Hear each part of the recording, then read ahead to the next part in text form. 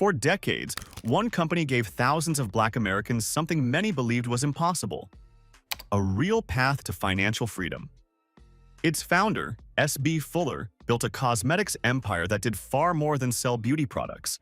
It created entrepreneurs, launched future millionaires, and transformed the future of Black business in America. But at the height of his success, one controversy changed everything. Boycotts erupted, his reputation came under fire, and the empire that had made so many people wealthy began to crumble. This is the extraordinary rise and heartbreaking fall of S.B. Fuller. Chapter 1. A Dream Nobody Believed. Long before S.B. Fuller became one of the richest Black businessmen in America, he was just another young man trying to survive in a country that seemed determined to limit his future. He was born Samuel B. Fuller on June 4, 1905, in Monroe, Louisiana, during one of the most difficult periods in American history for Black families. The Jim Crow era had turned racial discrimination into law across much of the South. Good jobs were scarce, education was unequal, and opportunities for Black entrepreneurs were almost non-existent. For most people, success wasn't just unlikely, it was considered impossible. Yet Fuller grew up believing that financial independence mattered more than simply earning a paycheck. It was an idea that would shape every decision he made for the rest of his life. As a young man, he left Louisiana and eventually settled in Chicago, one of the fastest-growing destinations during the Great Migration. Hundreds of thousands of African Americans were moving north in search of factory jobs, safer communities, and the chance to build better lives. Chicago offered hope, but it also came with fierce competition, low wages, and discrimination that followed many migrants wherever they went. Like countless others, Fuller worked a series of ordinary jobs just to make ends meet. None of them offered the future he wanted. He wasn't interested in spending his life making someone else wealthy while his own dreams remained out of reach. Everything changed when he discovered the world of direct sales. Door-to-door selling wasn't glamorous. It meant walking miles every day, knocking on strangers' doors, hearing no far more often than yes, and relying entirely on your ability to earn people's trust. Many dismissed it as work for people who couldn't find anything better. Fuller saw something completely different. He realized that every knock on a door was another chance to control his own income. Unlike a factory job, there was no fixed ceiling on what he could earn. The harder he worked, the more successful he could become. More importantly, he wasn't waiting for someone to give him an opportunity. He was creating one himself. He quickly developed a reputation as an exceptional salesman. Customers appreciated his confidence, professionalism, and genuine belief in the products he represented. But while many salespeople were satisfied with earning commissions, Fuller was paying attention to something much bigger. He studied how products were made, how companies were managed, and how brands earned customer loyalty. Every sale became a business lesson. Every rejection taught him how to improve. Without realizing it, he was preparing for a future far beyond selling. Then, an unexpected opportunity arrived.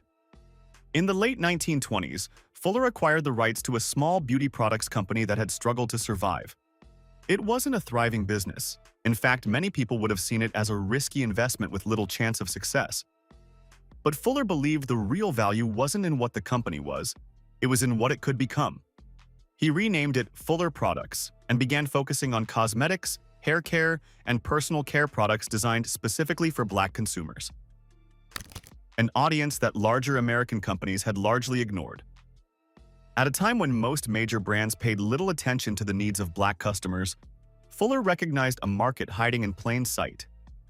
His strategy wasn't just to sell products, it was to build an army of independent salespeople who could earn a living by bringing those products directly into Black homes across America.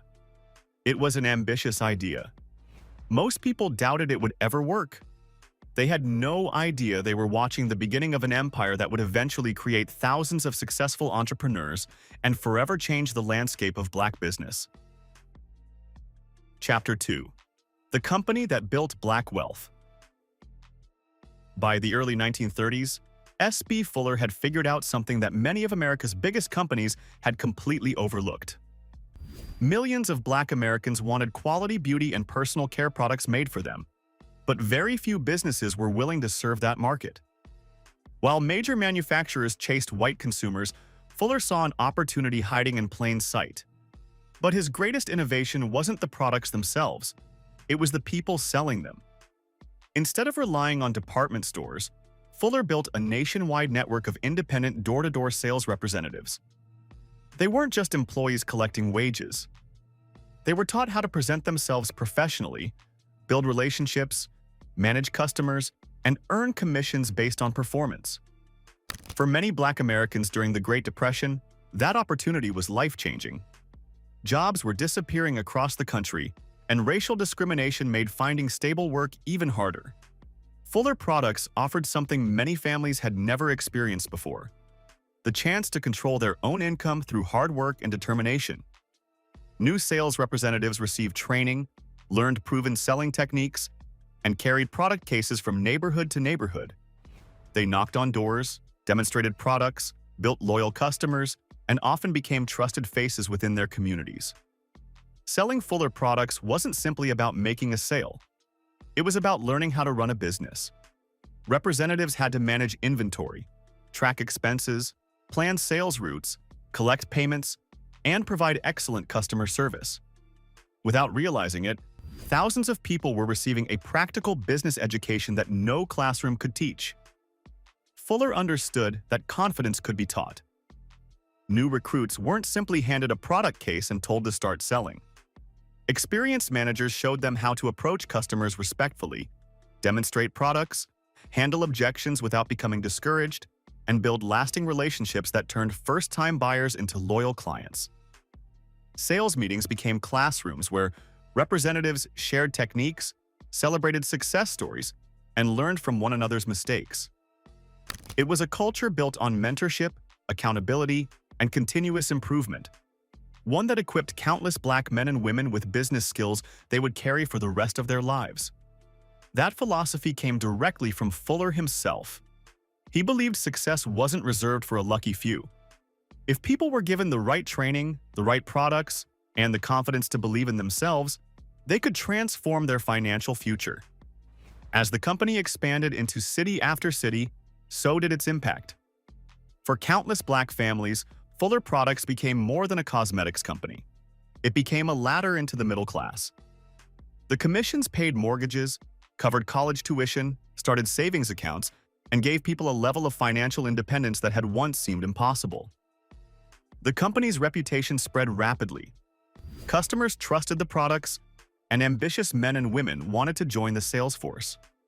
Among those future entrepreneurs was George E. Johnson, who sharpened his sales skills at Fuller Products before eventually founding Johnson Products, the company behind the iconic Ultra Sheen and Afro Sheen brands that would become household names across Black America.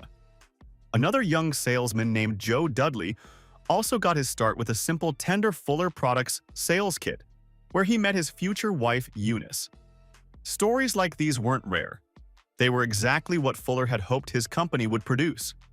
His sales organization became an informal business school, producing entrepreneurs, executives, distributors, and future company founders. Long before business incubators became fashionable, Fuller Products was already teaching Black Americans how to sell, lead, save, invest, and eventually build companies of their own. As sales climbed throughout the 1940s and 1950s, S.B. Fuller wasn't just becoming wealthier. He was quietly creating one of the most influential entrepreneurial networks Black America had ever seen. And soon, his success would make him far more than a businessman. He would become one of the most powerful Black executives in the entire United States. Chapter 3: America's Black Business Giant. By the 1950s, S.B. Fuller had achieved something few Black entrepreneurs in American history had ever accomplished. He wasn't simply running a successful company. He had become a symbol of what Black enterprise could achieve in a nation still divided by segregation. From its headquarters in Chicago, Fuller Products had grown into a thriving national business.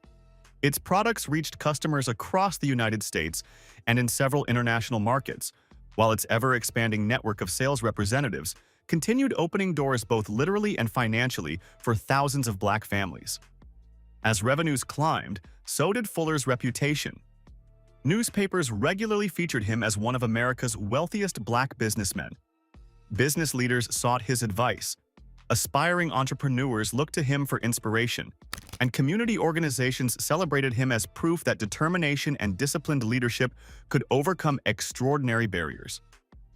But unlike many executives of his era, Fuller didn't keep his success to himself. He believed wealth carried responsibility. Throughout his career, he donated generously to educational institutions, civil rights organizations, churches, and community initiatives. He understood that economic progress meant little if future generations lacked the opportunity to build on it. His generosity extended beyond writing checks. Fuller regularly encouraged young black business owners to think bigger than immediate profits, reminding them that lasting success came from creating opportunities for others. He accepted invitations to speak at business gatherings, civic organizations, and educational events where he shared practical lessons on discipline, saving, customer service, and ownership. At a time when successful black corporate leaders were still a rarity, simply seeing S.B. Fuller on stage convinced many aspiring entrepreneurs that building a national business was no longer just a dream, it was an achievable goal. One of his strongest beliefs was that economic independence was the foundation of true freedom. Long before the phrase, economic empowerment became popular, Fuller was encouraging black Americans to own businesses, build wealth, and create jobs, rather than depending entirely on employment from others. He often argued that lasting change required more than political victories. It also required financial strength. That philosophy resonated with thousands. Young entrepreneurs traveled to hear him speak. Sales representatives proudly shared stories of how Fuller products had changed their lives. Within many black communities, working for Fuller wasn't viewed as just another job. It was seen as an opportunity to build confidence, develop leadership skills, and create a better future. The company's influence stretched far beyond cosmetics. Many former representatives eventually launched businesses of their own, carrying with them the lessons they had learned under Fuller's system.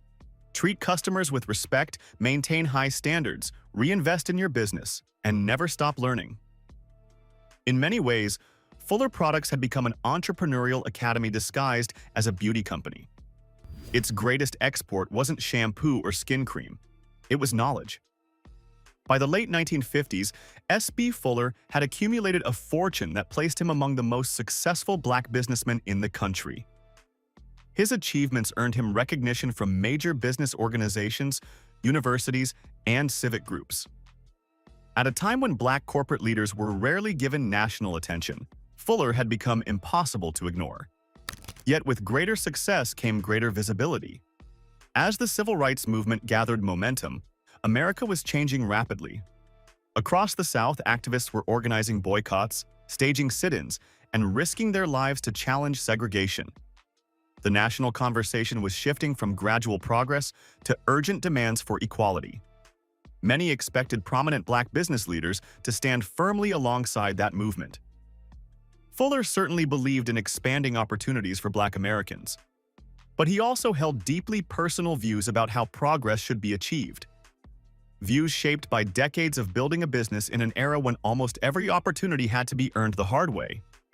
Those beliefs had earned him admiration for years. Soon, however, they would place him at the center of one of the biggest controversies of his career. And in a matter of days, the businessman who had spent decades building trust within black America would find himself facing criticism from the very communities that had helped build his empire. Chapter 4: The Words That Changed Everything. For more than 3 decades, S.B. Fuller had built a reputation as one of the most respected black businessmen in America. Then in 1963, a few public remarks changed the conversation overnight. It was one of the most turbulent years in American history. The civil rights movement was reaching a turning point. Images of peaceful protesters being attacked with police dogs and fire hoses filled television screens. Dr. Martin Luther King Jr. delivered his iconic "I Have a Dream" speech during the March on Washington. Across the country, black Americans were demanding immediate change, not gradual progress. In the middle of that national struggle, Fuller gave an interview that quickly sparked controversy. He suggested that Black Americans should spend less time protesting and place greater emphasis on education, economic self-improvement, and building businesses. During the interview, he also made comments that many people interpreted as criticizing aspects of Black leadership and the direction of the civil rights movement.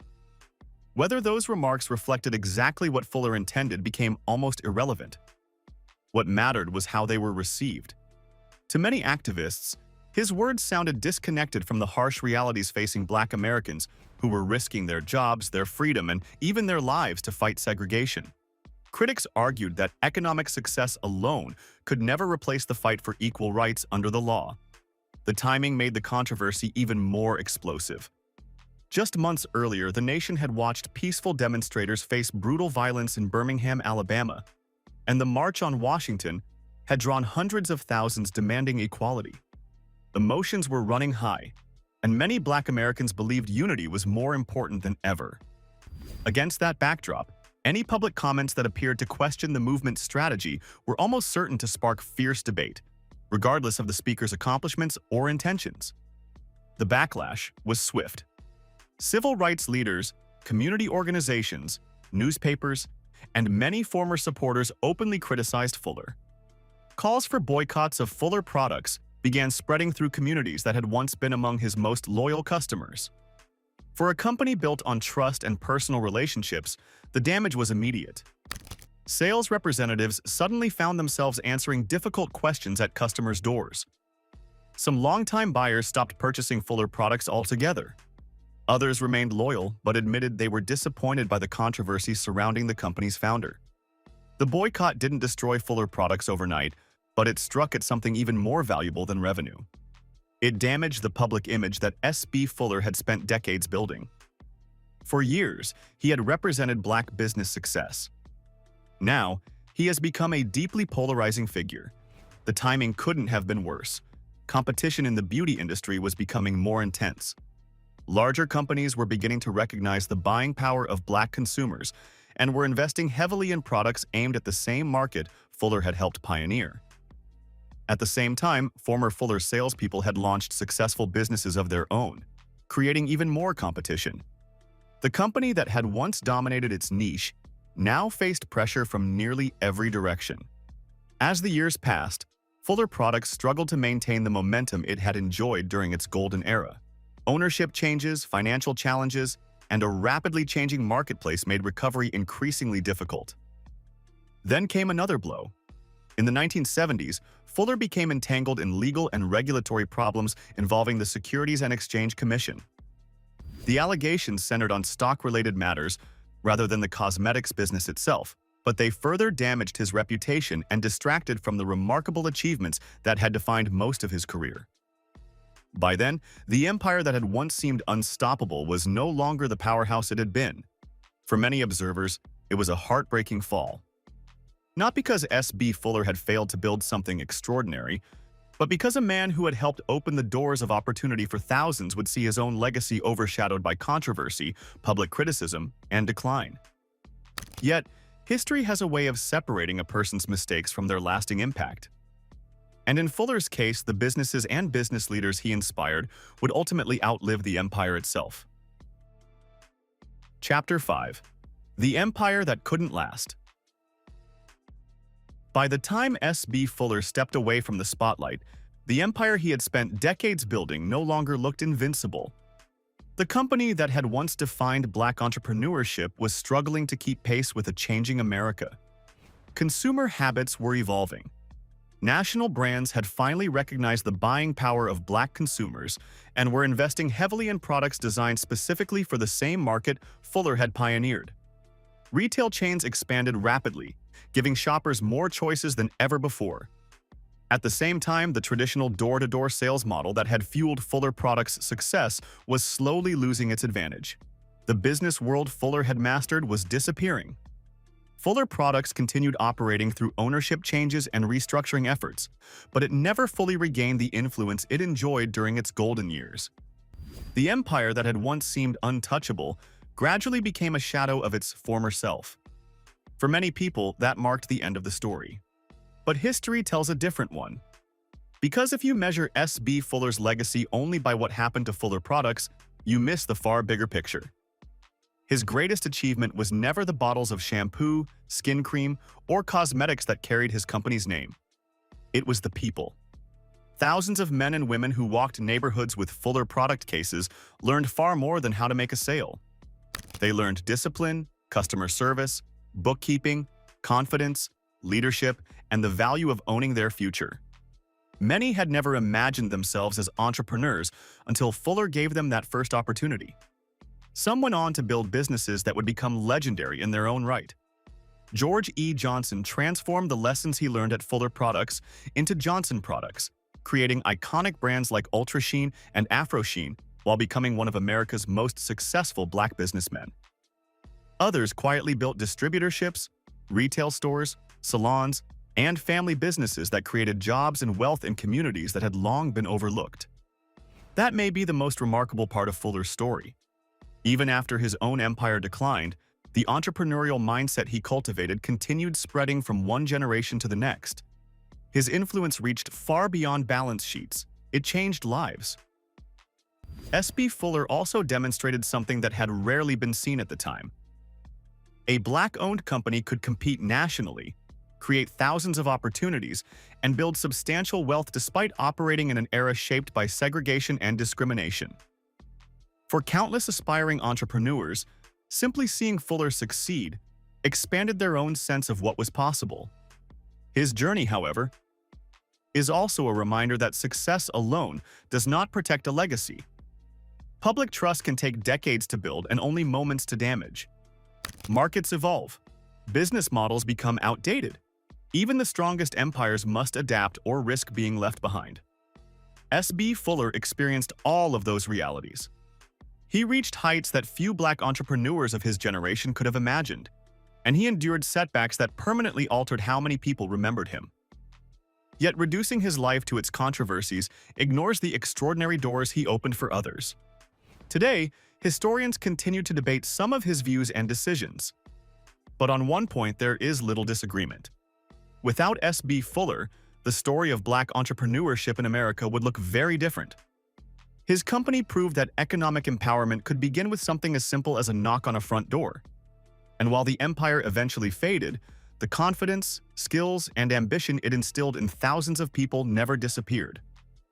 In the end, S.B. Fuller didn't just build a cosmetics company, he built a generation of entrepreneurs. And perhaps that's why, even after the empire was gone, its greatest investment kept paying dividends. S.B. Fuller's empire may have fallen, but the entrepreneurs it created helped reshape black business for generations. If you learned something new or enjoyed this story, let us know your thoughts in the comments. We'd love to hear your perspective on S.B. Fuller's remarkable legacy. We'll continue uncovering the untold stories behind the world's greatest black fortunes, business empires, and trailblazing entrepreneurs. If you don't want to miss those, be sure to like this video, subscribe to Black Status, and turn on notifications. Thanks for watching, and I'll see you in the next one.